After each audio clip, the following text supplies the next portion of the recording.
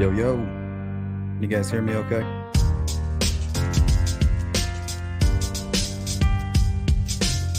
What's up, Francis?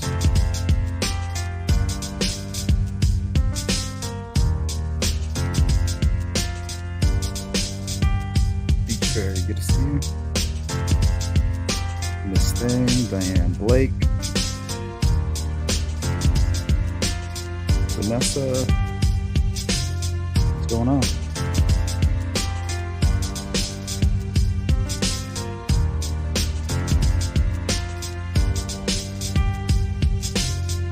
We will get started here in about 2 to 3 minutes.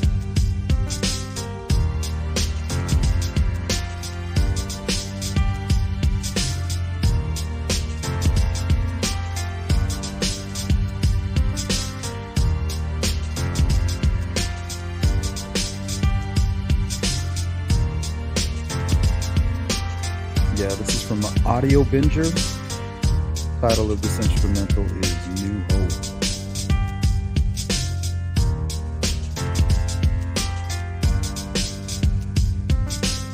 What's up, TTM? Eminem, good to see you. Happy New Year to everybody. Anna, hello. What's up, Jen? Happy New Year. Happy New Year, Timmy.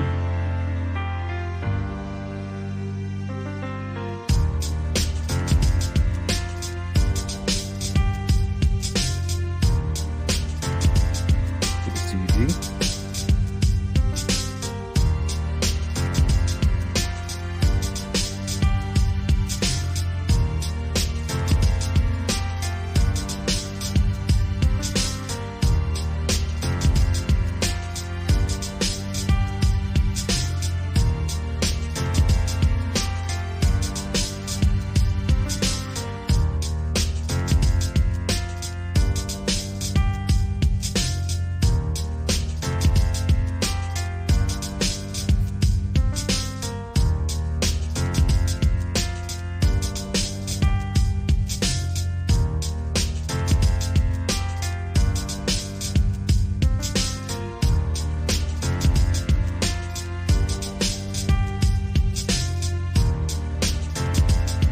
Hey, Ruby. What's up, 12 Cut? Good to see you. Miss Thang. Yeah, we're going to take a look at that today. The motion for discovery. We'll spend a little bit of time on that.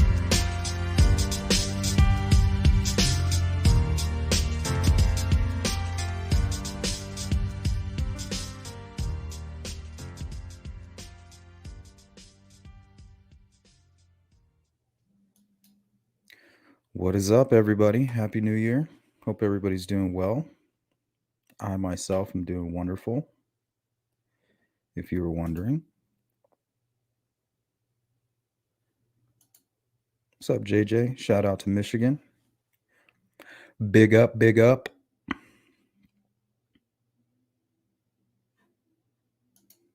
Miss Doglover, hello. Happy New Year.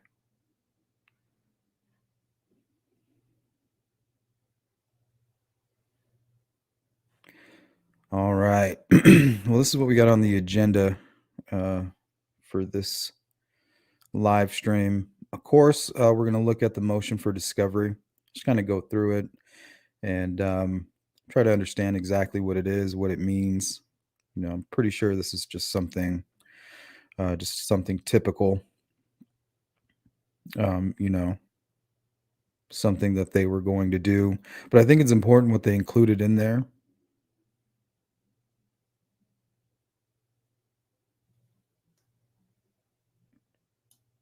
All right, so it looks like I pulled about 4 different media clips, and this is why I decided to go live. Every once in a while, just dive in, look at some of the new information, some of the information that was provided about midway. And then I also pulled some clips from just after the crime. And it's just always so interesting to watch the information that they're spreading around and the things that they're talking about at different times. And I thought it'd be good to get your opinions on that. And then I was also cleaning up the audio because I don't know if you saw my last video titled Doug Carter, Did They Ever Know? Just some of the verbiage and the words that he chose to use. Give me a second. Sorry, I got something stuck in my throat. Oh, that cotton mouth. You know how that goes. Well, it was basically titled Did They Ever Know? And some of the words he chose to use made you think that maybe the voice on that bridge was not Richard Allen. So I cleaned up the audio, I slowed it down, and we're going to look at a comparison. But what I really want to do first is we'll pull up the motion for discovery. We'll read a couple pages of that, give you an idea exactly what's in there if you haven't seen it already. Then we'll go ahead and do kind of like a stop and go when we go through these little media clips. Every time they bring up a good point, we're going to stop and we'll go through all this information together. Hey, Lisa. Good to see you. Tattoo, hello. Happy New Year. What's up, Frank? Happy New Year. Good to see all you guys.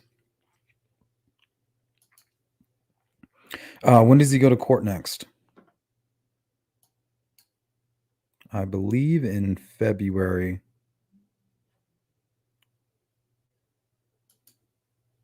I want to say February 17th.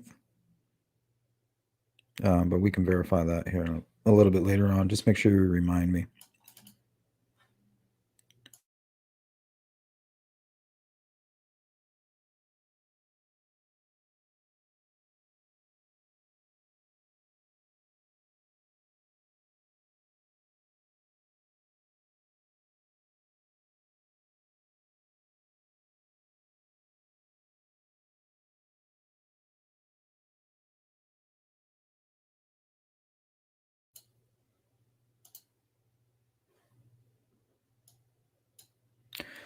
All right. So this was filed December 30th, Carroll Circuit Court, Carroll County, Indiana.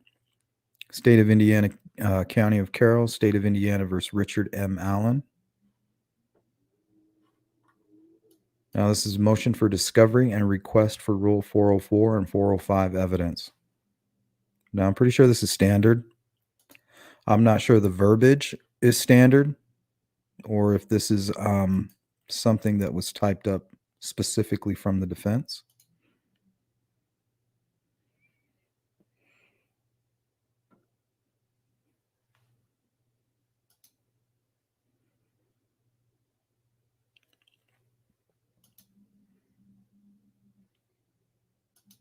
Good to see you, WL22. Happy 23. Indeed. Nice, D. Finally free. All right, so let's just read a couple pages of these documents here. They're online if you want to grab them.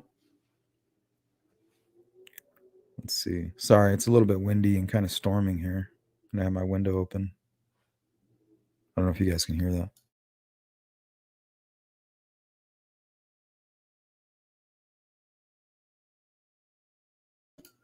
Sounds like the wind is picking up. All right. The defendant by counsel moves the state of Indiana to produce the following with regard of the above captioned caused of action to wit. The names and the last known addresses of persons whom the state of Indiana intends to call as witnesses together with their written statements, recorded or tape statements, videotape statements, memorandum containing substantially verbatim reports of their oral statements, and memorandum reporting of summarizing their oral statements, including but not limited to any person referred to as confidential informant who offered up information that may lead to the discovery of relevant information in the case. 2. The names and last known addresses of persons known by the state of Indiana to have acknowledged pertinent to this cause of action, but who the state of Indiana does not intend to call as witnesses. Any and all written or recorded statements and the substance of any oral statements made by the accused or by any other person alleging statements made by the defendant, regardless of whether the state of Indiana intends to call such persons as a witness or indicates the person is a confidential informant, and a list of witnesses to the making and acknowledgement of such statements. So basically, give me everything that you have and then everything related to that. Anything and everything. Written statements, video, transcripts, anybody that may have even been listening, somebody who may have been watching while the recording was taking place. Was there a phone call? And who was standing next to you during that phone call? So they want every bit of information that they have.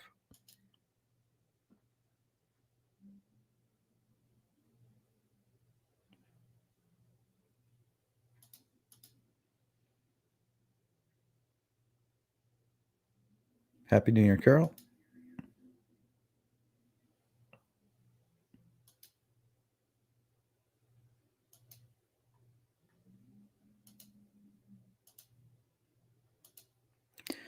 Phil Bond says, sounds like they aren't playing.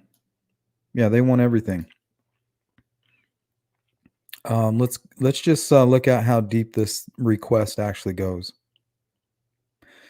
Any and all reports or statements of experts or other individuals who conducted any test, experiment, examination, or comparison made in connection with this particular case, including results of physical or mental examinations and of scientific test, experiments, or comparisons, whether the state intends to use these reports or statements or not. So they're like, we don't care if you plan to use them. We might find them useful. We want everything that you have, regardless if you're going to use it or not. We want it.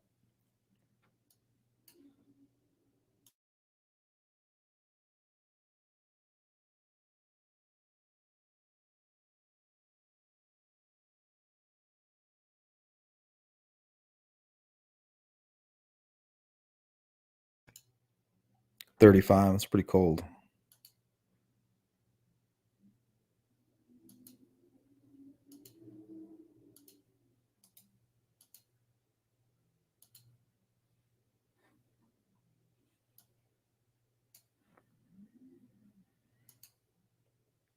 Beach Fairy says, is it possible it's just an accomplice after the fact?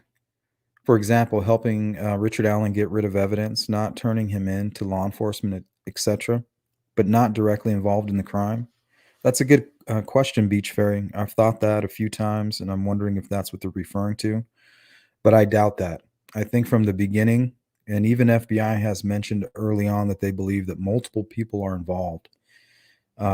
And I'm assuming that along the way they found new information,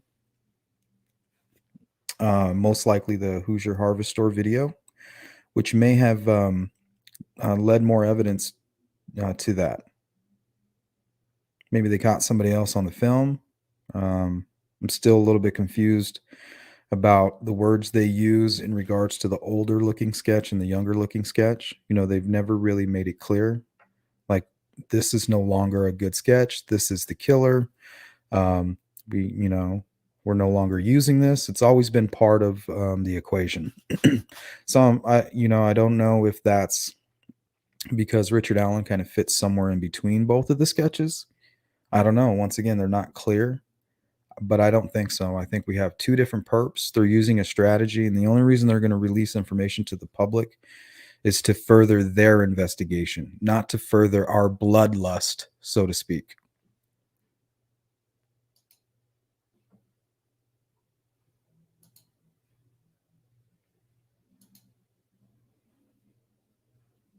Anne says, I think these are pretty much standard template discovery requests. That's what I'm thinking as well. But it's still interesting to take a look at these and to see exactly what they're asking for and what investigators need to provide to the defense and the work that they have in front of them. I think that there's multiple people involved. I don't think Richard Allen could do this on his own. The timeline to me says that he got there for a specific reason. He passed potential victims who were there alone, he could have easily attacked them, you know, because it seems like he thought he was going to get caught anyway. He's running around covered in blood and mud. So, unless there's pieces of the story that we don't know, for all we know, he could have gotten into an altercation with the other suspect, you know. But I believe that there's more involved. Why else does he want them to go down the hill? You know, why not just attack them right there on top of the hill? So what's down there? What part of the story are we not being told? And why is there all this kidnapping talk? I know him just taking them away, you know, by force or against their will, even I don't know, 5 feet, 10 feet is still kidnapping, right? But why does he want to go down the hill? What's down there? You know, we know that there's a private drive. There's that creek that they eventually seem that they may have crossed. Um, whether that was part of the plan or not seems to be what happened. But why go down there? Why not just attack them there? Why not attack the other young girls that were on the trail? You know, why not? So why show up at 1:30? The girls show up 15 minutes later. You're already on the bridge kind of looking around. And I think this guy, as soon as he knew that they were coming, he went and hid on the south end of the bridge. Now, was there somebody else back there? Yeah, maybe. Are we hearing two voices on the audio? The person walking towards them on the bridge and then somebody coming from behind them saying, guys. So you have guys, someone coming from behind, and then the gunman, the bridge guy saying, get down the hill. Yeah, I think there's more people.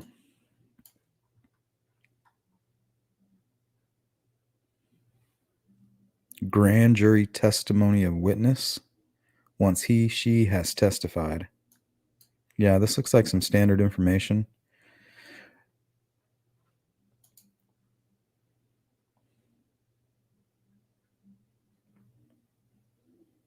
All phone records, books, papers, records, tapes, documents, photographs, videotapes, and other tangible objects and evidence which the state of Indiana may use in the prosecution of this matter or which were obtained from or belong to the defendant or any witness, whether or substantive or demonstrative evidence.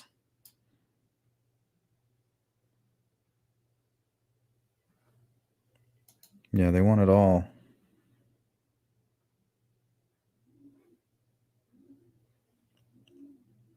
A statement as to whether or not the defendant, any vehicle in which he had an interest or his residence were searched following his arrest, either with or without a search warrant, and if so, a statement of information contained in the item seized as a result of the search. It just sounds like any and everything pertaining to this case you need to provide to us.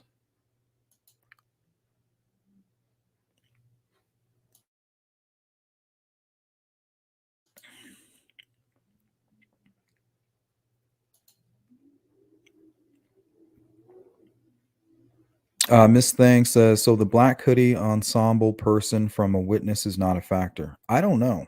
They could have simply have maybe been viewing um, Mr. Allen or the bridge guy or the suspect in the blue jacket and jeans. They could have maybe just seen him maybe in a dark shadow or um, in their mind, they just remembered him, you know, wearing all black. Or it could be at separate times, they saw separate people. You know, you could be with two people who saw, let's say, a guy in a blue jacket walk by. Your face is down looking at your phone. You completely miss it. Or you're doing something, you're distracted. Okay. Two witnesses see the blue jacket guy go by. You're not paying attention. 2 minutes later, the other two witnesses are distracted, and the one person sees a guy in all black walk by. The other two don't remember it because they didn't get a good look, or they just um, weren't paying attention because they're not there looking for a suspect. They're trying to recall what they seen. So there's a lot of things that could have happened.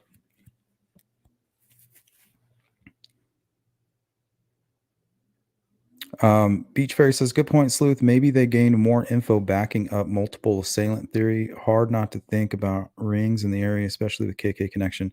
Yeah, what if like random people decided to meet up? They're like, okay, we're all going to meet up here and we're going to use the information provided by Kegan Kline, to attack these girls. That would be really sick." Um, Why wasn't the unspent bullet tied to Ron Logan? If they had it right away, why wasn't it part of Ron Logan's search warrant? Seems strange it took 6 years to talk about an unspent bullet. That's a good question, Gene Barker. Is it Gene or Jean? Jean? Jean?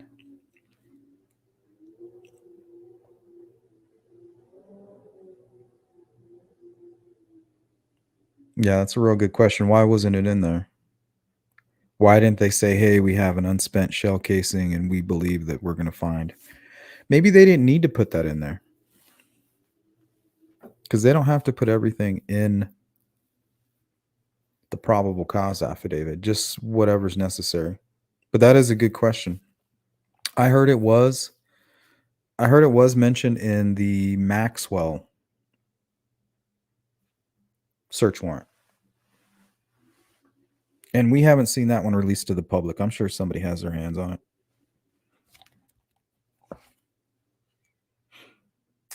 Francis says it's tough to think two perps with no other witness testimony or another party present. Yeah, it seems like the more people you have involved, turns into like a loose lips, sink ships kind of situation.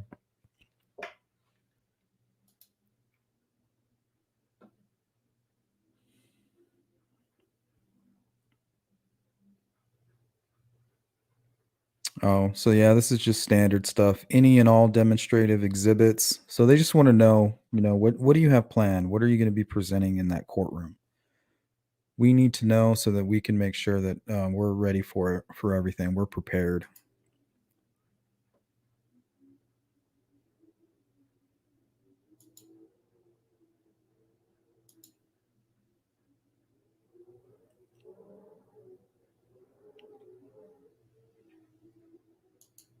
Yeah, I did recently hear some statements by Doug Carter in an interview that they're still working on Keegan Kline. So he very well could be that person on the bridge, or maybe he knows who was with Richard Allen. Why would they say they're still working on him? I think he's very much part of this case. Was he there on that trail? I don't know. They may have some type of DNA. So you got Richard Allen's spent casing. They're like, okay, that makes you the bridge guy. Now we know that for certain. Okay, we got you. But now there's an unknown DNA here. We've got fibers and DNA from family members, touch DNA and stuff that they would expect to be there. And then they have this unknown DNA or a fingerprint or something. And they're like, man, we just can't match this to anything. And it doesn't belong to Richard Allen. So that would lead them, I'm assuming, to believe that there's more involved. Whose DNA is this? And maybe it's a certain type of DNA. Maybe it's a drop of blood, like bodily fluid or something. The guy, maybe he heaved after, maybe he cut himself. We don't know if there was a sexual assault. From what we hear from the leaked text messages, would lead us to believe not. But anything we've learned from this case, if it's not a fact, we can't just assume that it's 100%. Let's go to Eric real quick. Eric McDowell, hello. I'm anxious to find out why the bullet was ejected. There are a few legit reasons I can't think of. Well, in one of the videos, actually, the first video we're going to watch, they talk with a retired FBI investigator, and he says that there's some times where they try to fire the bullet, but for whatever reason, it doesn't go off. It's not that it jams, it's not that it backfires. It's just like for whatever reason, it just does not shoot. So he's saying it's very possible that it could have hit the back of the gun, but we all know that's not the case. We know that it's because it's been um, cycled through. But apparently, it could be cycled, um, tested with the magazine. He doesn't go. He doesn't go in depth in what he was referring to, but he did mention that I guess you can do that as well. I guess anytime you have metal on metal, it's going to have like a specific fingerprint to its grooves on a microscopic level. I'm assuming. What the fuck do I know?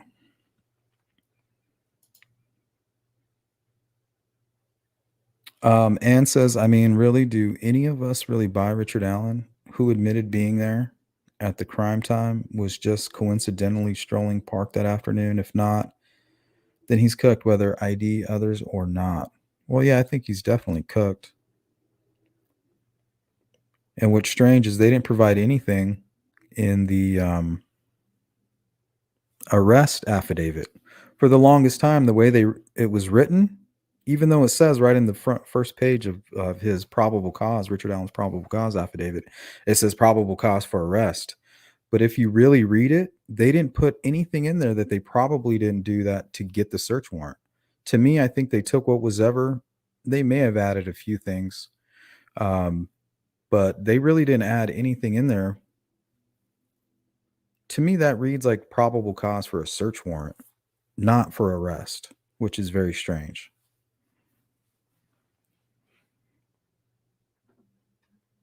And I know there was an agreement between the prosecution that, we will provide our own. If you could please, if you agree to it, release that to the public. So maybe there's another version that during discovery will be provided to the defense.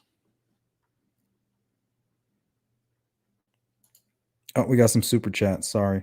Thanks, Francis. Like Idaho sleuth, girls need justice. Long overdue. Yeah, I hope they get the justice that they deserve in that case. That one really, really scared me personally. Eric McDowell, thank you so much. Thanks for the interesting videos and laid back approach to true crime. Thanks, Eric. Thanks for hanging out, participating, and supporting my channel. Thank you.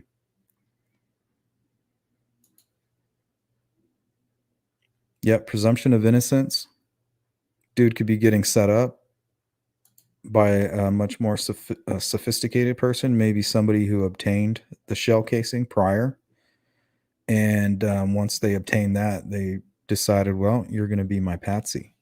I'll go ahead and leave this right here, and I'll lure you out to the bridge. So who knows? But something tells me investigators searched that home and they found something that, for whatever reason, was not provided in the arrest affidavit.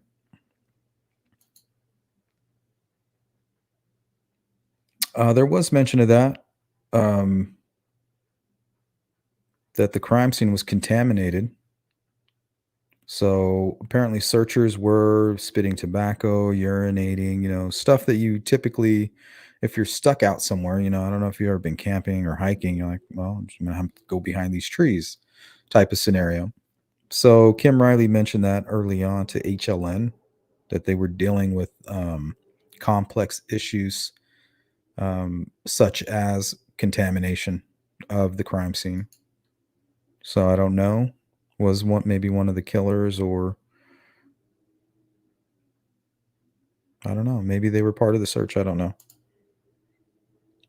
Or maybe they were just considering that a possibility, and that could bring some complications.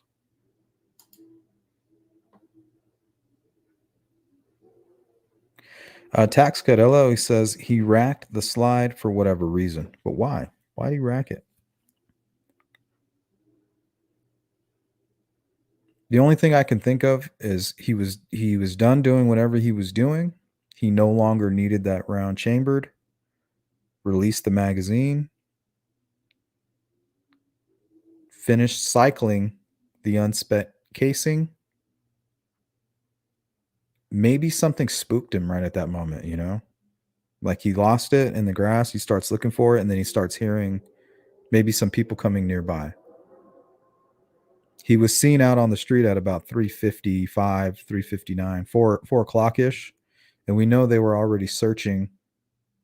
Maybe one or two people were searching between 3:30 and that time. So maybe right around 3:30, he started hearing people. We also know there were people on the bridge, on the south side of the bridge, taking photos. So he may have been hearing these people coming, and he's like, "Damn, like, where's that shell casing? No, I don't have time to find it." Or, like I said, he could have gotten to an altercation with the other suspect. Maybe he was upset that the killer, the person who was more hands-on with the crime, maybe he got upset, like, that wasn't what we came here for. You took this too far. We're going down for this. And he was like, maybe he pulled the gun on him, it was like, and the dude snatched the gun from him, takes the magazine out without even thinking about it, just, you know, um, expels the shell, doesn't even think about finding it, and says, "Here's your gun back," like, "Get the hell out of here. Don't you say anything or I'll kill you," or something.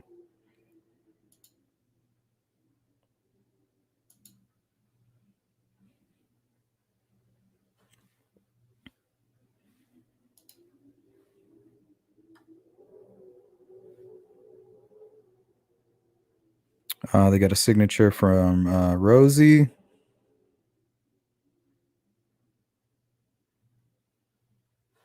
All right. So we're gonna play some of these media clips, and we'll do like a stop and go on these every time they bring up a good point. Because basically all the questions that I have and a lot that I know that you guys have are asked here by some of these experts that they bring on to this panel. So I think it's a good video. Let's take a look here.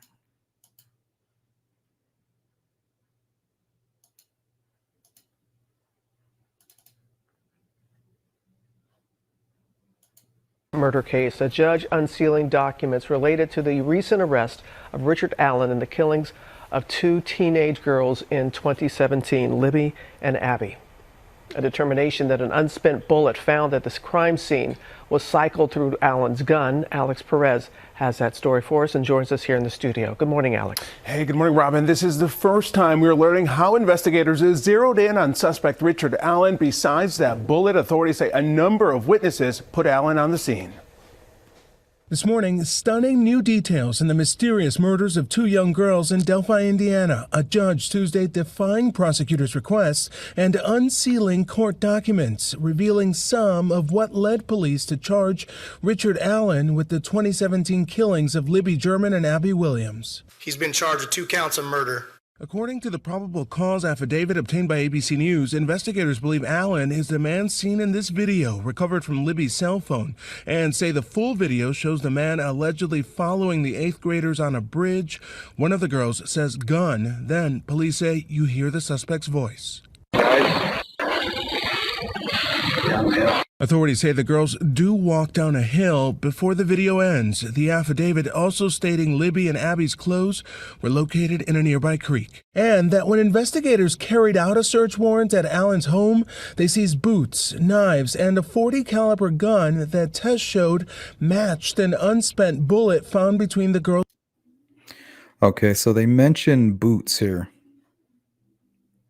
So we've all kind of gone over that article. I have it. If you guys want me to pull it, we can look at it. But early on, what happened was they found Libby's shoe just below the private drive near the creek. And then there was a set of footprints leading from where they found the shoe basically into the creek. And then once they followed the footprints, they looked up, and that's where they could see the girls. So if they have footprints here, I mean, that'd be very interesting to know. Would he keep those boots? I mean, is that a possibility?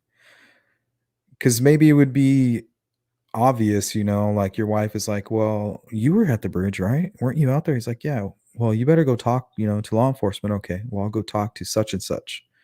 They're a conservation officer. They're officially an officer. Maybe he knows them, It's like, hey, I know you guys are searching for those kids. I was on the bridge. This is what I was wearing. Here's my information off my phone. I didn't see anything, you know? So if he goes back to his wife and she's like, okay, you told everybody, yeah, we're good. But if he got rid of his boots, from that day, she's going to be like, why'd you get rid of those boots? Well, he must have gotten rid of the jacket, right? Maybe. What if he got rid of something and then just went and replaced it? Just a thought. Remains. Their exact cause of death remains unclear. Everybody's going to keep them in their minds forever. According to that newly unsealed information, multiple witnesses placed a man resembling Allen near the Manan High Bridge where he allegedly encountered the girls just after 2 p.m. About 2 hours later, one woman told police she drove by a man on the side of the road. See, they left out the part where when he went out on the bridge, he kind of went out to the first little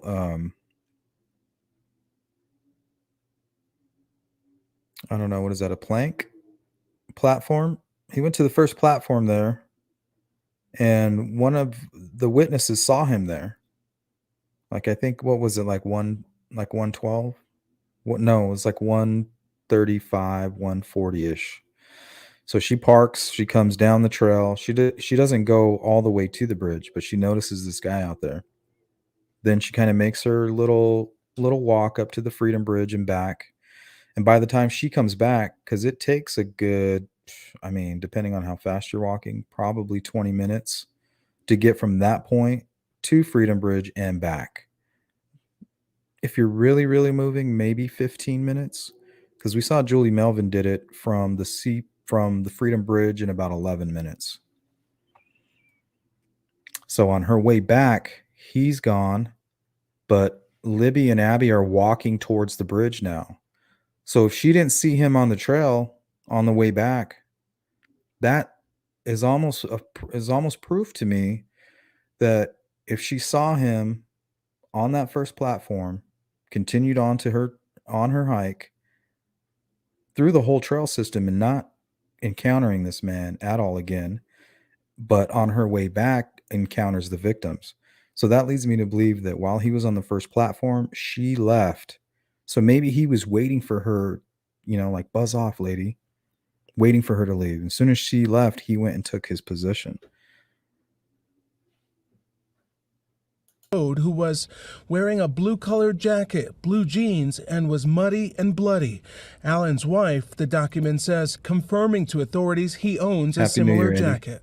50-year-old Allen, who was charged last month, nearly 6 years after the murders, living about 2 miles from the crime scene and working at the local CVS.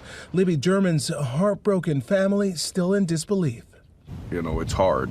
How can somebody do that and then just go on living life like nothing happened? I don't understand. Probably never will understand that. Prosecutors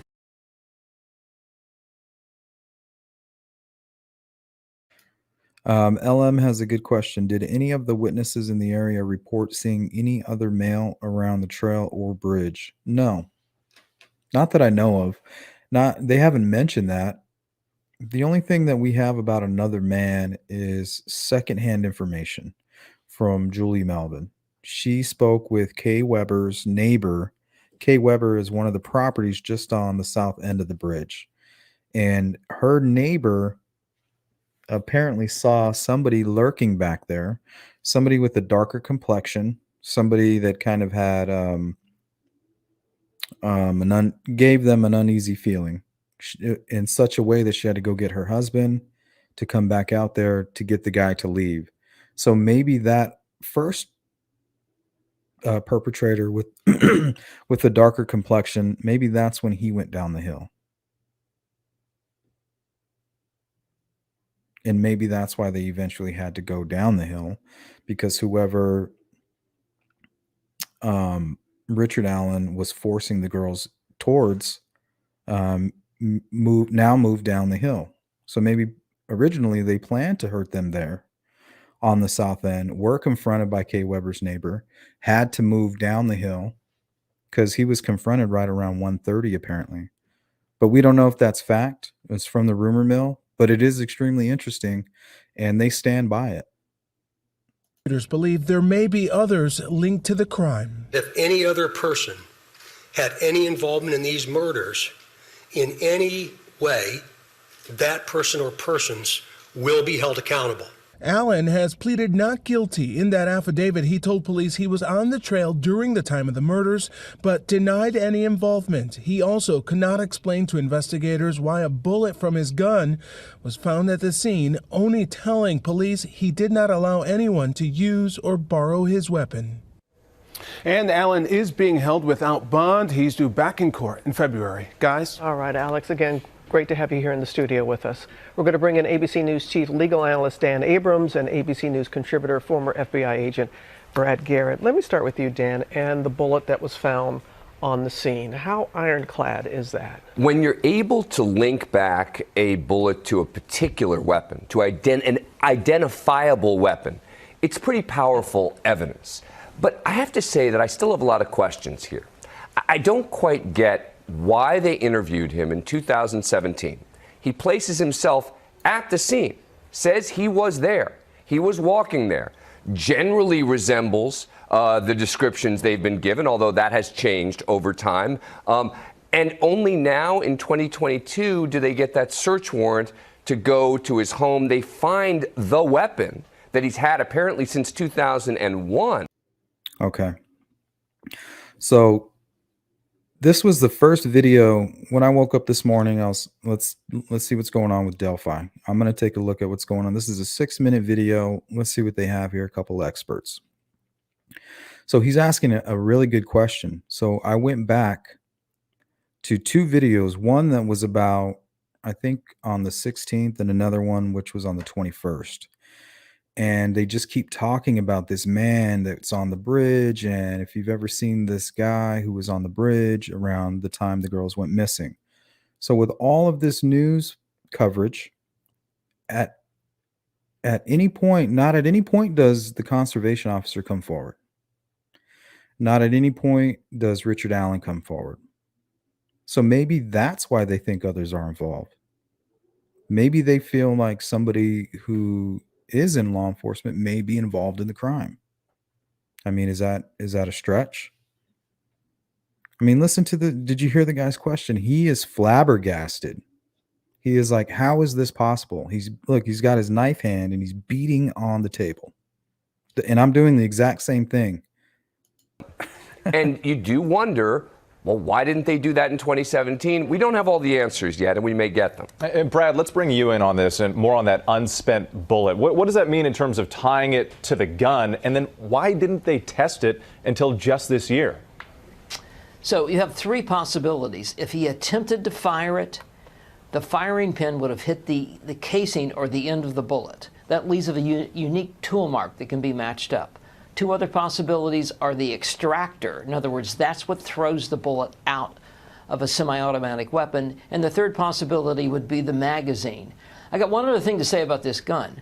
I don't understand, maybe they did this, maybe they didn't, as to why they didn't run all of the surrounding gun stores of 40 caliber type weapons, because I have solved a number of murders that way, because typically people who commit crimes like this have purchased a weapon legally, and they have purchased it someplace close.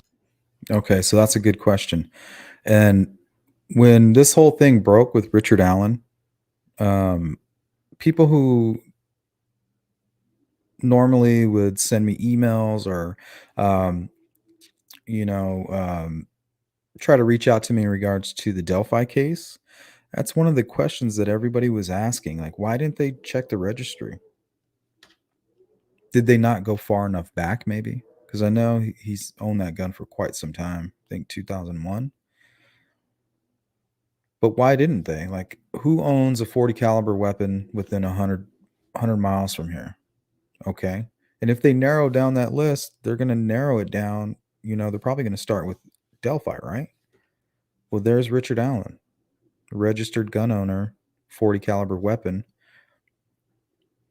Can you go ahead and cycle around? Can we go ahead and test your gun?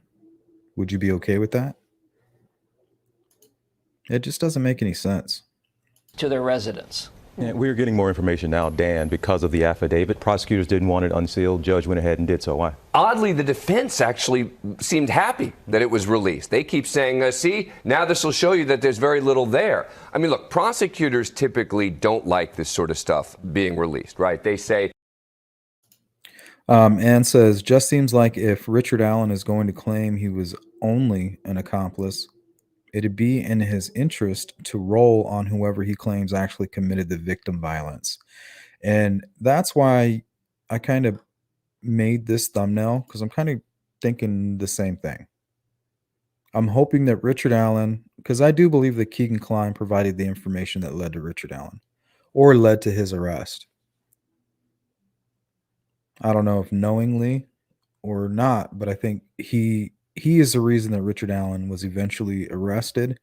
And I'm hoping if there are others involved, Richard Allen will eventually do the same thing and lead us either to the man in black or to whoever was involved during or after the fact.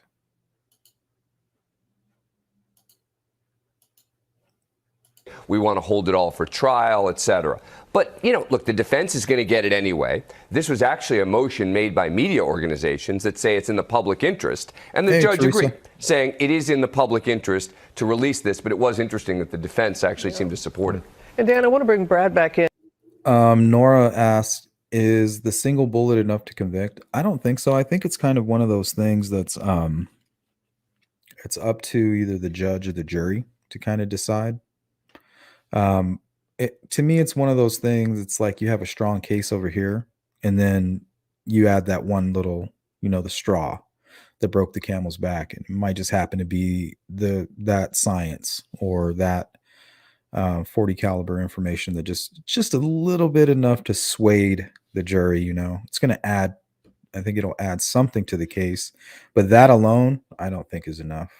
And about something that you said, because Allen, as you said, Dan, in 2017, authorities talked to him, and then again in 2022. What do you make of the things that he has? What do you read into what he has allegedly said to officials?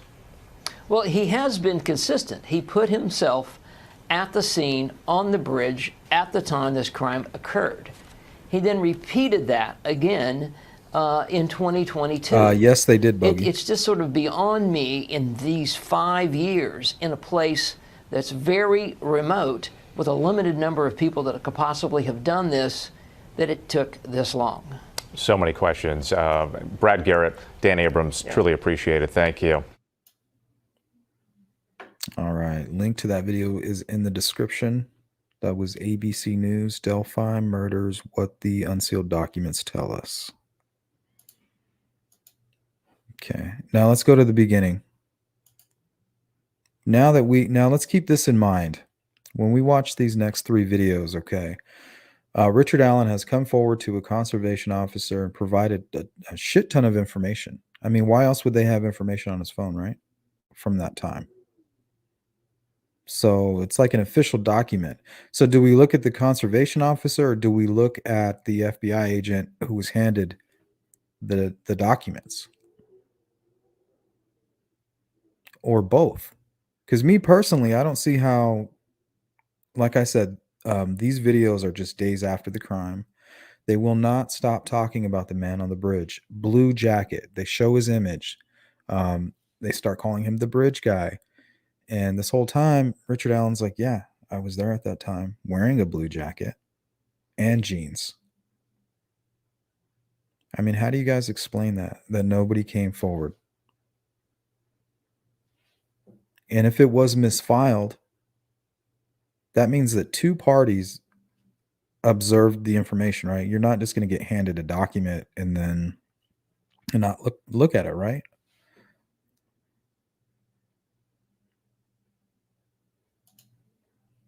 Yeah, something's up with that.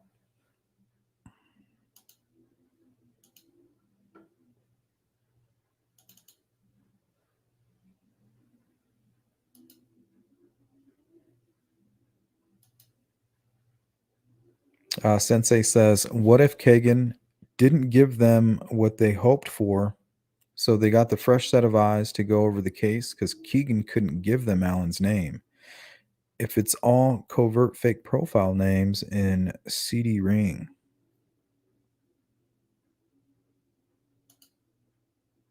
I'm not sure.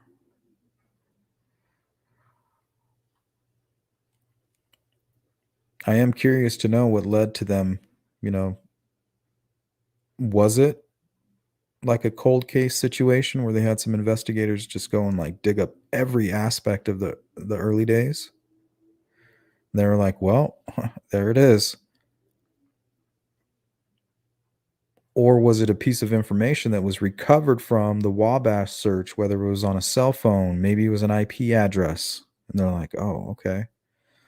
Maybe they ran the IP address, went back to Richard Allen.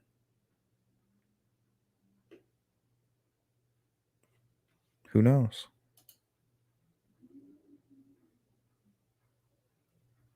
Oh, that's awful.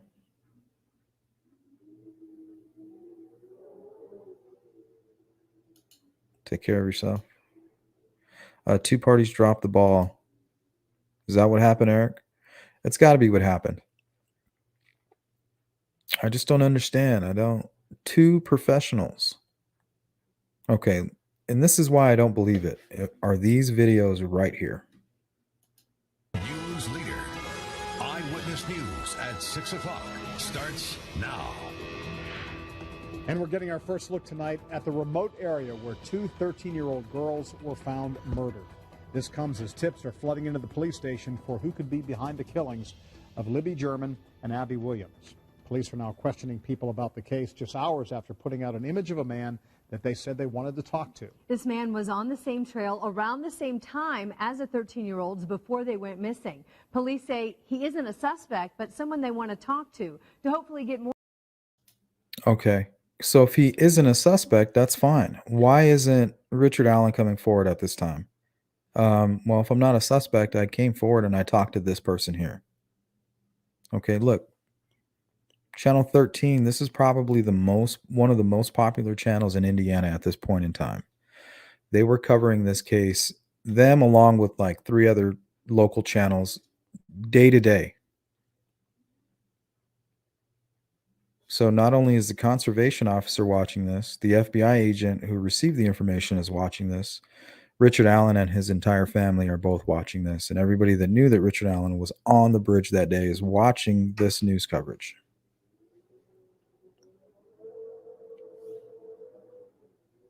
More information about what happened to Libby and Abby. And police are moving fast on leads. Eyewitness News reporter Rich Van Wyk spoke with one of the people questioned by police today, and he joins us now from near the crime scene. Rich? John, at the crime scene today, we learned just how difficult it was for the killer and their victims to get to this remote area. It's steep, it's treacherous, it's difficult. We also learned more about why police want to talk.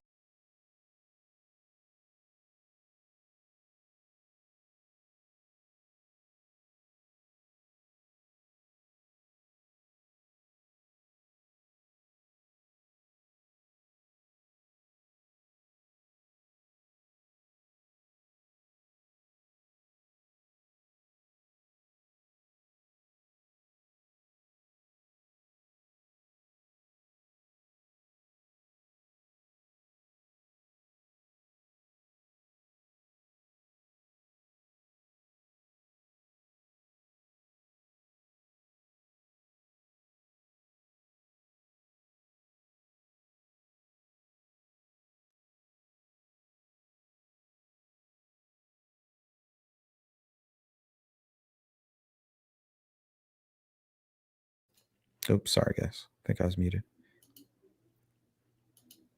Let's see. Bogey says conservation officer, FBI agent was a clerk. The clerk might have no law enforcement experience, might not be a law enforcement officer.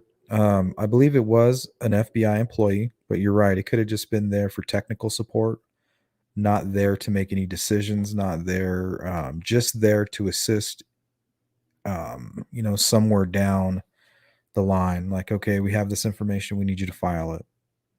They're not there to focus on how it was labeled, who labeled it. Their task was to take this paper information and make sure that it goes into the system.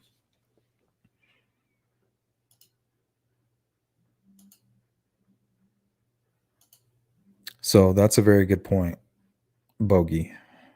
Talk specifically to one man who was in the same area as these girls roughly about the time they disappeared. The crime scene is serene and isolated. Hard to reach, hard to leave, making it almost hard to believe such a horrible crime occurred here. It's just hard to comprehend as to what's happened here. Ron Logan has owned and roamed these woods for 50 Let's go ahead and answer these two questions. Could the detectives on Delphi realize the bullet wasn't enough to convict and waited for more solid evidence? And then Eric asks, they definitely could have put RA behind bars back in 2017. Exactly. I think you both are right. To me, these two questions prove that they weren't on to Richard Allen early on. And the reason I believe that is because everything that you see in his arrest, his probable cause for arrest, is everything that they had early in 2017. They had all of the witnesses. They had the document that stated he put himself on the bridge. They had the shell casing, so all they needed was all the witness testimony and the information that he provided to serve the search warrant, match it up with his gun, and then boom, that's everything that they had. So that kind of proves right there that they didn't know who Richard Allen was until recently. years. Through the trees, he pointed to the now infamous Monon High Bridge. At the end of the bridge there is where their last photographs were taken. By Libby of her friend Abby. The Monday afternoon, they disappeared. They were about half a mile away from where searchers found their bodies. It's a half mile of steep hills, high bluffs, and deep ravines. No, it's not an easy trip. And I'm quite amazed that anybody knows how to get here. Investigators say they've identified almost every... One thing I want to point out. Quite amazed that anybody knows how to... Let me go a little bit further. Deep ravines. No, it's not an easy trip. So one thing I want to mention, look how big Ron Logan is compared to the reporter. To me, that reporter is probably about 5'9", 5'10".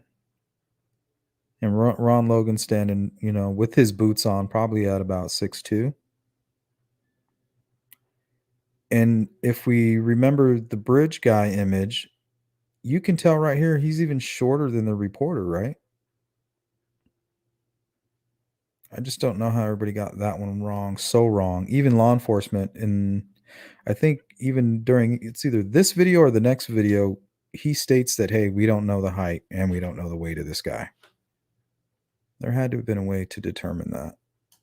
And I'm quite amazed that anybody knows how to get here. Investigators say they've identified almost everyone in the area when the girls disappeared, except this man, photographed on the same bridge the girls visited. Since releasing the photo, they've received hundreds of tips. Did he see somebody else that maybe some of the others didn't see? And so we just basically want to talk to him just to see what information he's got for us. Okay, so let me go through this one more time. Okay, so you're the conservation officer, and you're the family and friends that know he was on the trails that day. And you're watching the news right now. Area when the girls disappeared, except this man, photographed on the same bridge the girls visited. Since releasing the photo, they've received hundreds of tips. Did he see somebody else that maybe some of the others didn't see? And so we just basically want to talk to him just to see what information he's got for us. James Lucas says police also asked to speak with him. It was scary. I never expected it. So if you can group up like... Lucas says he was one of the hundreds of searchers. Police asked him a few questions, checked his phone, then let him go.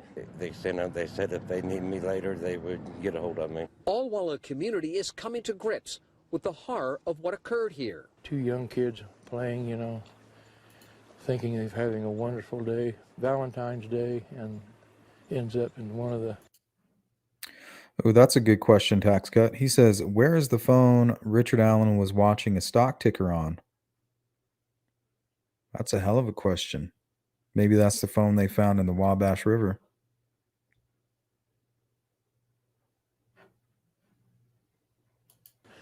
largest tragedies in Carroll County history. In your backyard? In my backyard. Yeah, it's a big thought. Not a good one.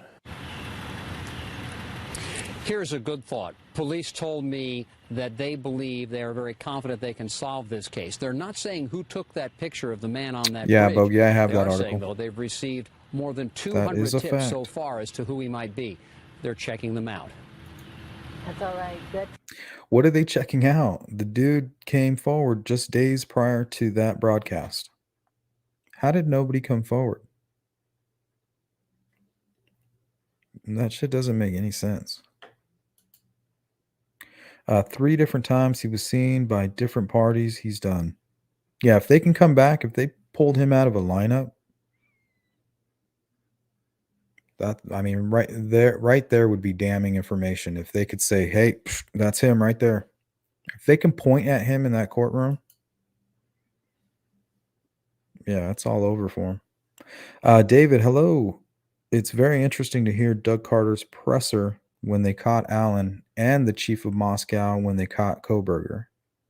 Carter's language seems more uncertain and political wishy-washy. Yeah, there's a lot of strange information going on. But you got to remember this case was back in 2017.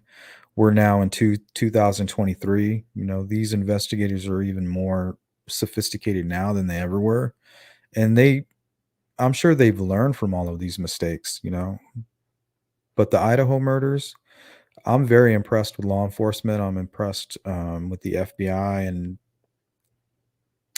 everybody who is trying to cover it, you know, in a responsible manner. Like, you got to learn from your mistakes, and a lot of people got it right. And law enforcement, I think they did a great job. Hopefully, they can get justice in that case. And from what we understand, they were very sloppy. So hopefully, they got what they need. This case, however, is a little bit different.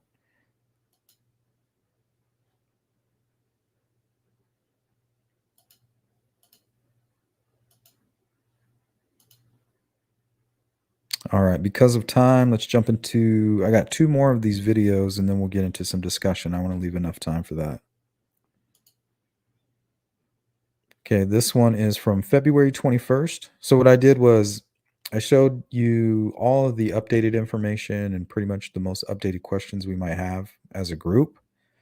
Then I went back to the beginning, and now this is about the mid. We're still in the beginning, and then we'll do another interesting interview with Doug Carter shortly after the New Direction presser.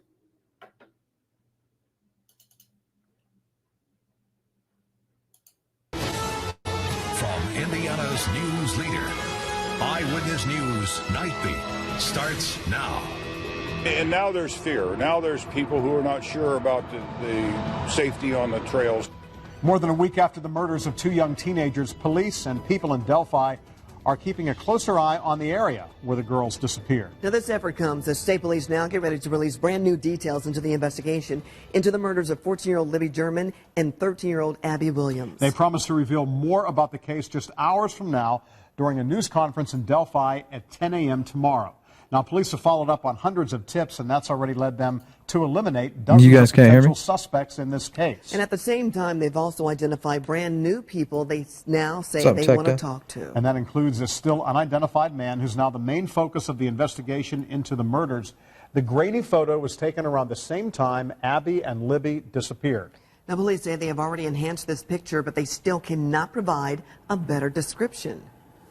That's the best we can do with that particular photograph. As far as identifying markers and information like that, we're constantly trying to work on that. And see, so he admits they were constantly like looking at that photo and that video, trying to find identifying marks. So, you know, anybody who out there like web sleuths or armchair detectives or whatever who spent time on that, I mean, I think it was important to do that. And identify this person, but we do not have a particular height, a particular weight on this person. But why not? State police say sketches being shared on social media from an artist who says he's from Arizona are only hurting their investigation. And the person who created those sketches is not associated with police in any way. But there's another effort underway tonight in Delphi that could make a positive difference as police continue to work to solve the girls' murders. Eyewitness News reporter David McAnally is in Carroll County with a new push to make the trail system there safer. John and Andrea, as police are planning for Wednesday morning's news conference, others here in town are planning for more security down the trail. This man used the trail to take life, police say, but Dan McCain's trail work for over 30 years has been to enrich life. It almost looks like he's going at a faster pace than I go. What? He's definitely going faster than me. That ain't me. McCain knows the High Bridge Trail and its wide space railroad ties. So that's probably why his head is down, but he's going faster. Perhaps. Does that mean the man the police are looking for in the murders of Libby German and Abby Williams was familiar with the bridge, or just careless, or in a hurry to get away when the picture was taken? We may learn more when police release new information Wednesday morning. And now there's fear. Now there's people who are not sure about the safety on the trails and all. Mostly we would counter that with, well, go with friends, go with a group, go with your dog. And now McCain and the group that maintains the trail and the canal system have a new idea for some extra security out here on the trail. With a local bank, they're planning a fundraiser to fund a system of trail cameras for the 10-mile trail. They could record incidents or be used for real-time surveillance. Because we have had some mischievous vandalism and some things like that. Because of that, a camera system is already in the works for Canal Park. Those park cams will be installed in the next couple weeks.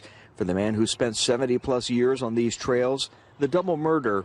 It's a shock. It's a terrible shock, and it's caused us to work together more, to really bring our minds and our hearts together. While 2 teens died off the trail, McCain says it was kids who gave the trail life reach years into ago. my soul. School kids who volunteered to clear paths. And when they go home after a Saturday workday, they'd say, hey, Mom, hey, Dad, hey, Grandma, come see what we've done. And so people, how can you be against something that children help develop? Several folks we talked to walking down the trail today say they like the camera idea.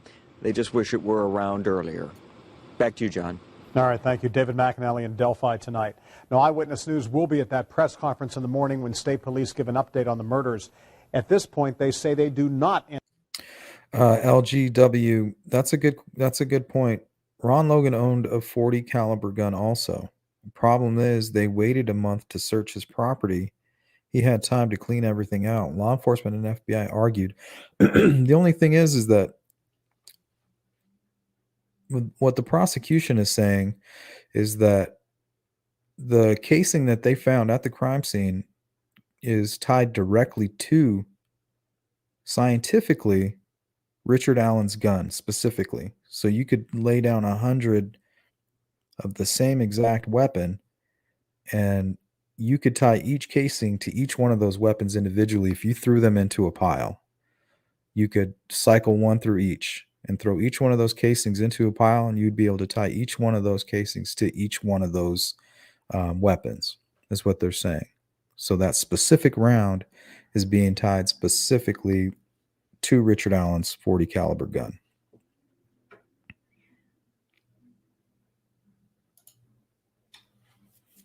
So maybe that's a piece of information they didn't include in Ron Logan's probable cause affidavit to search his property. And they were hoping to find that. Maybe they did, and they were able to test it, and it wasn't a match. Anticipate announcing an arrest, but they say it will be important. We expect updates on the investigation, possibly the release of more evidence, and perhaps a financial reward. Eyewitness News will bring you live coverage of that briefing tomorrow morning at 10 a.m., both on WTHR.com and on the WTHR app. And again, if you know anything that could help. David says, sorry, but if that's Alan's voice on the recording, his wife knew after the first time it was played. Let's see. How much time do we got here? All right, we're going to play this last video, and then I prepared some of the audio. What I did was I took all the best audio that was put out. I cleaned it up. I edited a little bit, and then I also slowed it down. And then I took the cleaned up version and compared it to Richard Allen's audio. So after this little video here, we'll close out with some of that stuff, okay? See what you think.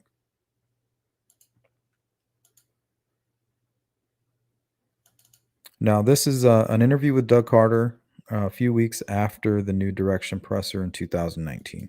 A quiet period ends today in the Delphi double murder investigation. It has been more than 2 years now since the murders and 2 weeks since the release of new clues in the case. State police said they'd wait to say more until new tips came in and give time for the families to absorb the new information. Well, that period's passed now. State Police Superintendent Doug Carter is here. Good morning, sir. Good morning, Scott. We've been reporting on Daybreak some 3,000, probably more now, tips have come in since the release of the new information. Is any of it different? Is any of it useful? Well, it's all useful. It's all useful, and it's all, or at least the vast majority of it's different. So I'm thrilled with what's happened since then. We still have a lot of work to do, but we're not near done. When we first got word, and it was on a Friday that we got word that there would be this new information, some of the things struck me as unusual. Me too, Eric. Public to this. You weren't taking questions at that point, again, to wait those a little bit later. And then in that briefing, it seemed like you were speaking directly to whoever did this, with the sense that that person might even be in the room. Yes. Do you think that person was in the room? I think if he wasn't in the room, he was close by. But I'm 100% Oh yeah, James Lucas. I'm sorry. Watching. Sorry about that. Because of all that's happened over these last 30 months, the information that we had received, the information that we knew, and I hope to one day be able to tell that story. You said something during the briefing that struck me, that you feel like the investigators may have talked to him. Do you think that at some point or since then? LGW says, Richard Allen says, guys. Ron Logan says, down the hill, you have to hear the original audio to hear the two voices. So that's what I did. I took guys and I took everything. Some of this will be from the original, so you can hear the difference. And that's what I wanted to get your guys' opinion on, was does it sound like two separate people? So we'll jump into that right at the end of this. That one of your guys has gotten in front of this person and asked him questions. And if so, then how, at that point, did it not lead to an arrest, and how could it moving forward? Well, I think it's likely. I think it's likely. There's a lot of opinions out there. There's a lot of subjective opinions. There's a lot of analysis being done, which we're trying to encourage folks to not do those kinds of side-by-side analysis. But I really believe that over time we're going to have an idea that we were onto something early on. But remember, this isn't a 43-minute TV show. What's up, Tony? We have to understand that's not just science, but it's also human intelligence, what people know. Somebody knows whose body that is, Scott. Somebody knows. If you take the head off of a person that you know, you'll recognize the body, whether it be your dad, your brother, your uncle, your friend, your neighbor, your coworker. That's the piece we're waiting on. And I believe that we'll get there. There is an extraordinary group of people up there that's doing this work, and I believe they're going to come to a successful resolution. You mentioned the body and the release of video, and this is only 2 or 3 frames of video, but it shows the movement of the person. It's been asked, and I'm sure it's been asked of you as well. Yeah, that's a good point, Tony. Why not release that sooner? You knew right away you had a picture, but a picture is different than video. Why wait that long? Yeah, a picture is different than video, and a sketch is different than a photograph. So you're right. You're absolutely correct. We'll be able to one day tell you what we know and why we didn't release it. We don't want to show our hand. We don't want to show the complete picture of what we know versus what we think. And we have to be very, very careful there. Remember, it's easy to give an opinion if you don't understand the factual basis for what we've done and why. And I don't mean that in a critical sense, but we have to protect the integrity of what we know. And, geez, we're going to stay at it. The sketch, and to be clear, and you did clarify this after, but in case folks didn't hear it, you don't want them to look at both sketches anymore. You only want the newly released sketch, correct? That's correct. But remember, a sketch is not a photograph. Right. It's something similar to a resemblance. And the likelihood of this being something between the two is probably pretty strong. But again, that's a subjective opinion based upon what I believe. And certainly you've shown frustration at the killer, at the fact that it takes a long time sometimes to find this. The families have got to feel frustration as well. And one question that occurs to me, if they are fielding rumor that you've said you don't like, that you could head some of that off by sharing some of the grim things that a family shouldn't have to share. Why is it that we don't know how these girls died? Why is it that we don't know if, for instance, they were sexually assaulted? Because only the killer knows that, and so do we. That's why. That's why, and you're right. It's the frustration for the family is something I can't even begin to fathom or understand. And we've tried very, very hard to stay connected with them. So according to Doug Carter, they haven't released that information. And I think that's the same for the Evansdale case. They did not release the cause of death, or if there was or wasn't sexual assault. So I think that's going to be the most important part when they catch all these guys involved.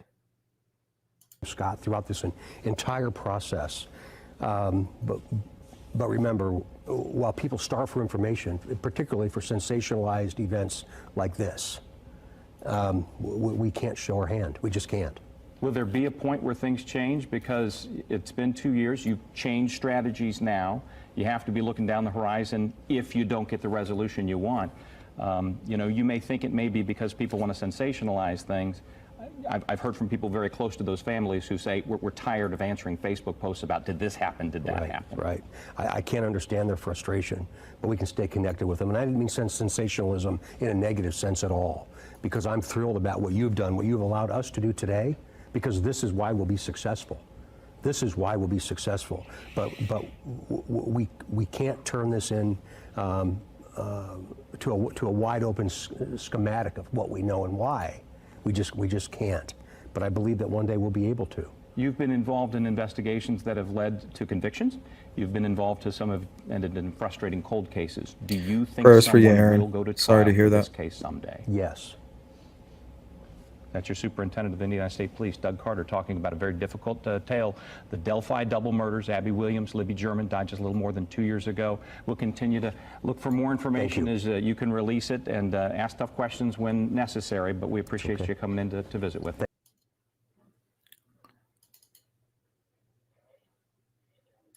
Okay, let me know if you guys can hear this here in just a second. I got to share my screen really quick.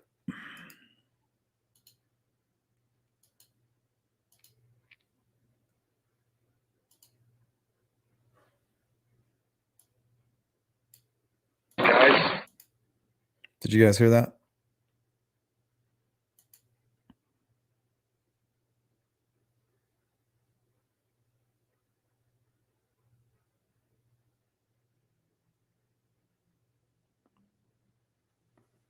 Not sure about that one, Peruvian. Yes? Okay. Thank you so much, Lynn.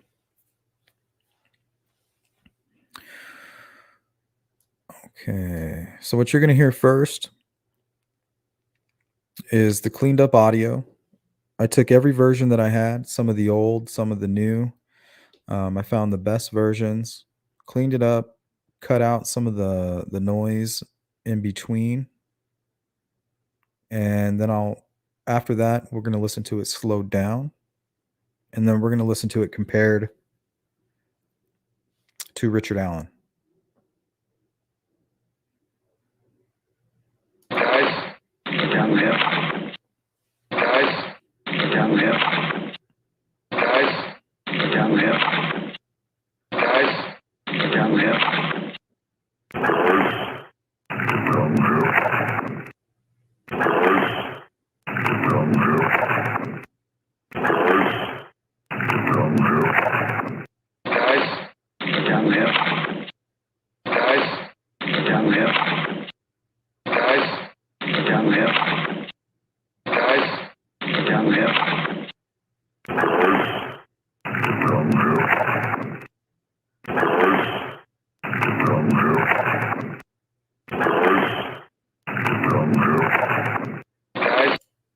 Oh shit, where's the comparison portion of this?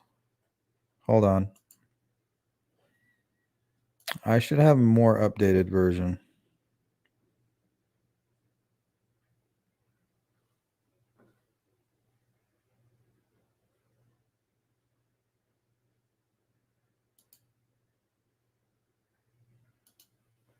This might take me a second. Hold on.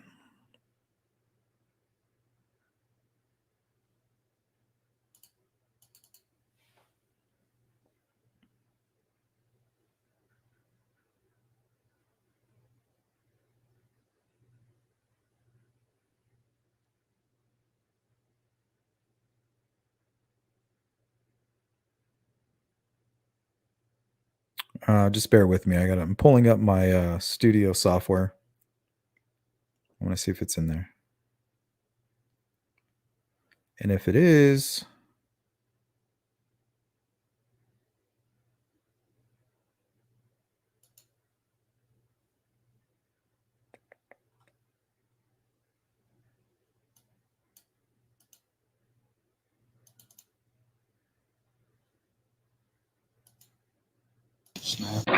There's the word, sir.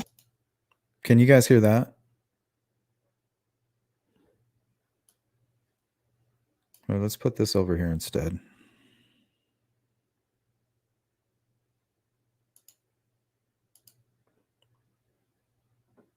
Okay, you guys did hear that? All right. Let me pull this back up on the screen.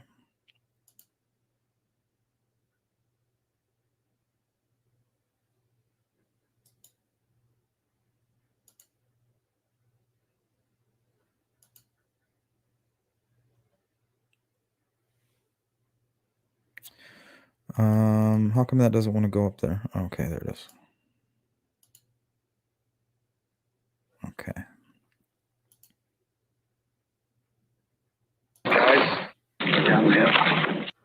Let me know if you guys can hear that.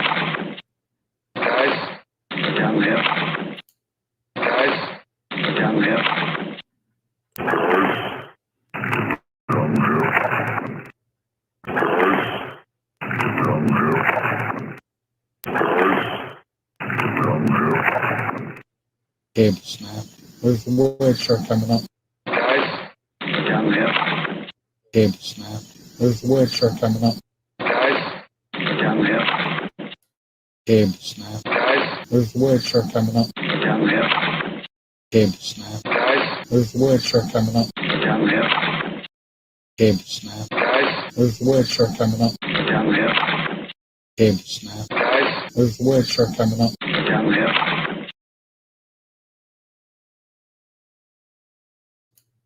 All right, let's listen to that one more time.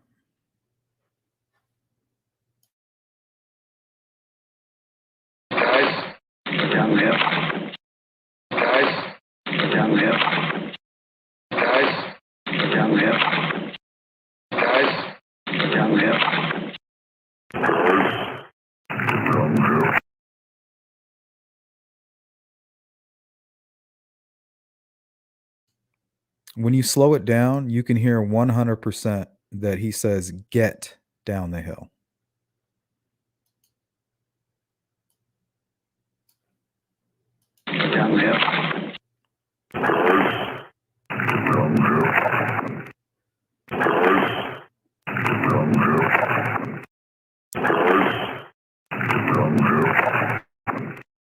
Cable snap. There's the word, sir, coming up. Cable snap. There's the word, sir, coming up. Cable snap. There's the word, sir, coming up. Cable snap. There's the word, sir, coming up. Cable snap. There's the word, sir, coming up. Cable snap. There's the word, sir, coming up.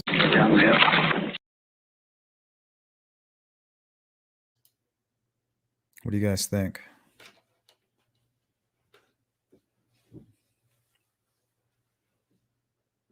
The guys part?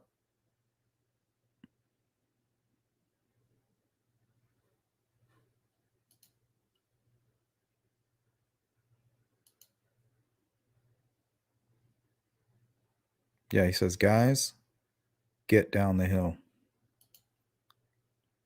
But listen to just the guy's part.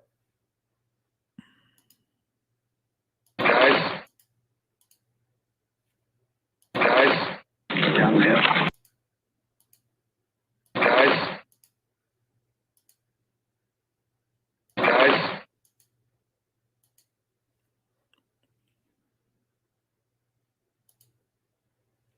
Lisa says it sounds like the same person to me. I mean, it could be, but this guy's part sounds, I don't know, it sounds a little different. Almost sounds like a younger person. Guys. Guys. Guys. Down the hill. Almost like somebody coming from behind, like guys, and then they're distracted and they look over, and before they know it, there's Richard Allen. He's like, get down the hill. So you got a casual, almost like somebody who's a little more casual than the other. Guys. Down the hill. But I could be wrong.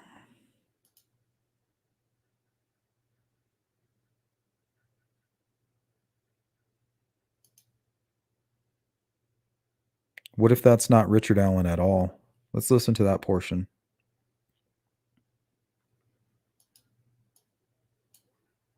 Cable snap. There's the word shirt coming up. Guys. Down the hill. Cable snap. There's the word shirt coming up. Guys. Down the hill. Cable snap. Guys. There's the word shirt coming up. Down the hill. Cable snap. Guys. There's the word shirt coming up. Down the hill.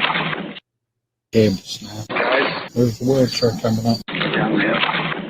Cable snap. Guys. There's the word shirt coming up. Down the hill. I mean, I can't say 100%. I think it is very similar.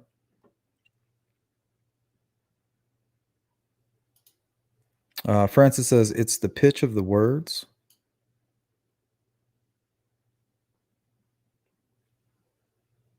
Not two people. Wasn't it cut a bit before release, though? Like the guys and the down the hill aren't right next to each other in the original audio? Yes, that's correct. So he could have been walking towards them and said, guys. And then they're like, oh, you know, crap. And then boom, before they know it, he has a gun out. So.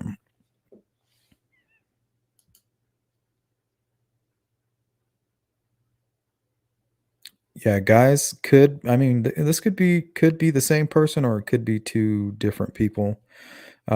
Maybe when he's walking on the bridge, he's trying to present a more casual, try to appear more casual, like, hey guys, or guys, you know, like, look at what, like, look down, look what I have. And they're like, oh shit, a gun. And then as he gets closer, he's like, now he changes his tone, like, now get down the hill.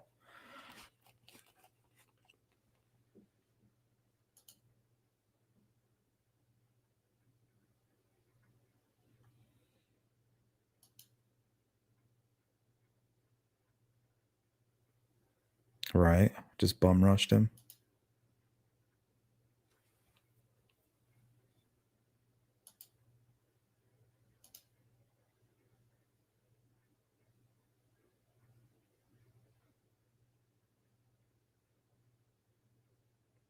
Yeah, like, where do we go? There's nowhere else to go. Like, this isn't a trail. It's like, guys.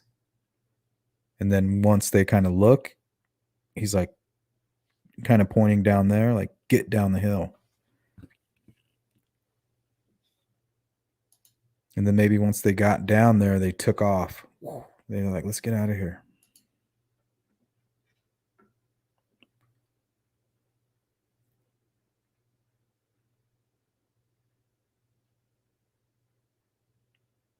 RA, let's see. I think he says, look, something about the cable snapping. Cable snap. Yeah, they were on like a ski lift on a vacation, and they were going on a ski lift down this hill, kind of on a scenic, with a scenic view. And he was mentioning, talking about the cable, something about it snapping or potentially snapping. And then there was a wheelchair that was in one of the carts coming up in their direction, and he's pointing it out to his wife. Cable snap. There's the word shirt coming up. Guys. Down the hill. Cable snap. There's the word shirt coming up. Guys. Down the hill. Cable snap. Guys. There's the word shark coming up. Down the hill. Cable snap. Guys, There's the word shark coming up. down the hill. Cable snap. Guys, There's the word shark coming up. down the hill. Cable snap. Guys, There's the word shark coming up. Yeah, it's hard to say.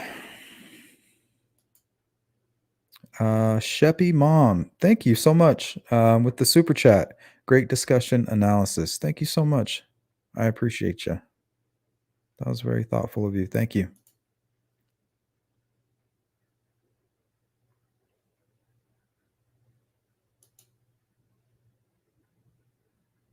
Yeah, thank you for the support.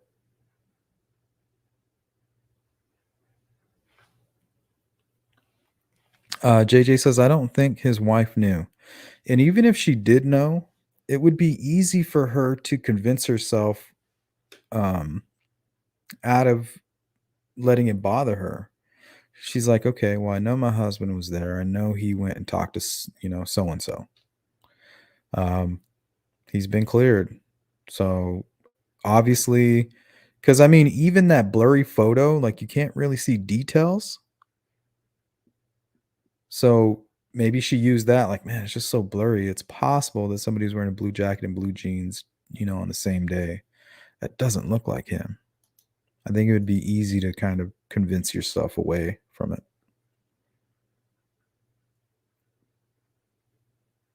And that's me just trying to look at things in a positive light. The truth is going to come out either way. I'm sure of that. Hello, Taylor.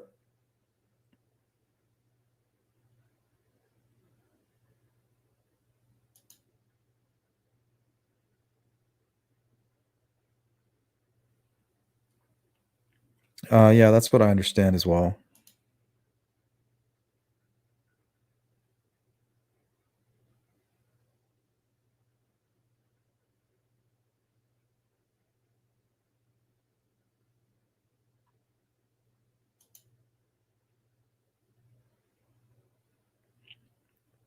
Yes, Vanessa's answering a question. Yep, Teresa Law Enforcement in Tennessee put BG Sketch on their Facebook. Well, what happened was they put out like an all points bulletin. We're looking for this person, that person, this person. So whoever provided to their media people who were going to post it online, they thought it was for their area. They didn't provide them the specifics. Like, no, this is a national bulletin. Like we want this to go out to everybody. It's not just your county specifically.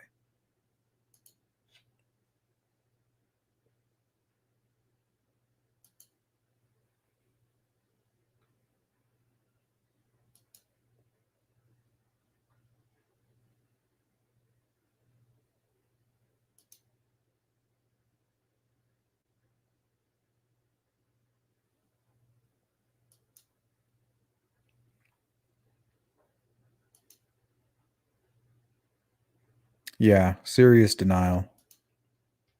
I mean, and she had every reason to be in denial. He came forward. Shit, maybe she was standing next to him when he was talking to this conservation officer. Maybe she was with him. Like, I was there when my husband went and talked to the law enforcement. Like, why would I ever suspect that he's that guy?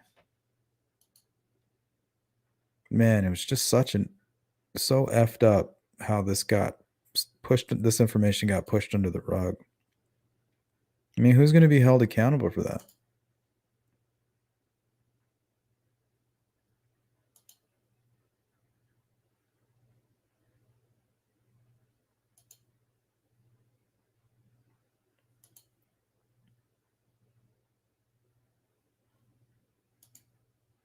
All right, guys, we're going to start winding down. Let me go ahead and shut my studio down. Glad I still had that. I thought maybe I didn't save it. I was trying to make it before the live stream was scheduled.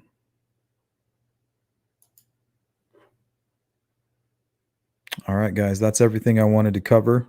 We'll hang out in the chat another 5 minutes, and then we're going to get out of here. If you're part of the replay crew, please leave a message. Anybody if can answer it for you, anybody who wants to, anybody who has the answer. That's all we're looking for, right? Yes, please. Thank you so much, Teresa. Please hit the thumbs up. It helps my channel out. And if you haven't, subscribe to my channel if you like the live stream, and consider becoming a member. We spend a lot of time there and we have a lot of fun. So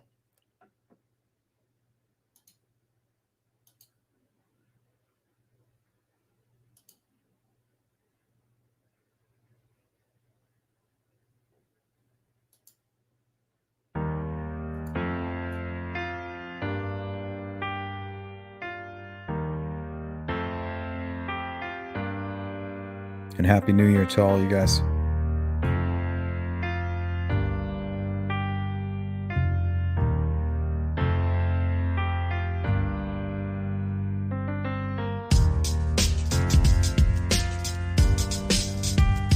Thank you, Ann.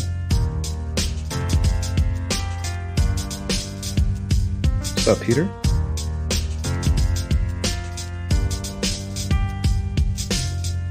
Thank you, Lisa.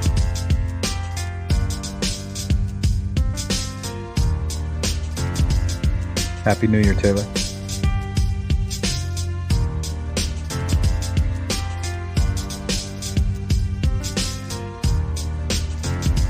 Yeah, some ninjas have families.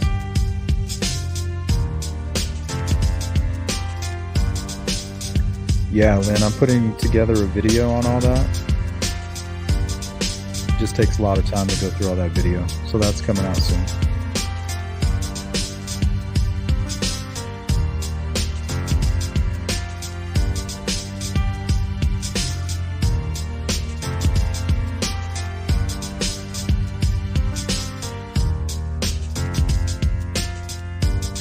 Good point, Anna says, remember too that law enforcement first released Down the Hill, and after a period of time they gave us guys like it was a big deal. I never figured out the importance of withholding guys at first. Yeah, that is a good point. That is something to consider. Hey, what's up, Copper? Happy New Year to you and your family. 2023 should be a good one, guys. I can feel it.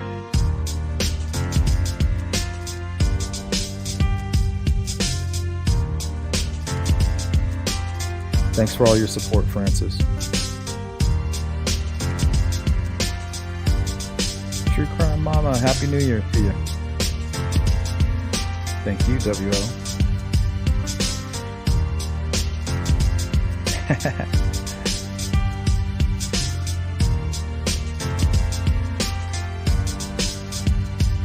Yeah, it was good to have your participation, Eric. Thanks for hanging out. Good comments. Thanks, Ravens. You know we will.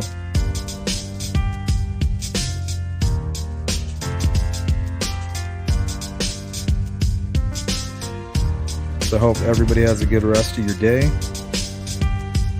Once again, if you could hit that thumbs up, it really helps the channel. Leave a comment.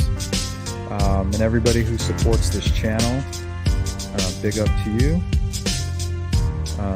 Shout out to yourselves. I really appreciate it. My channel's only growing. We're only going to get bigger and stronger, and we'll keep doing our thing. We'll see you on the next one.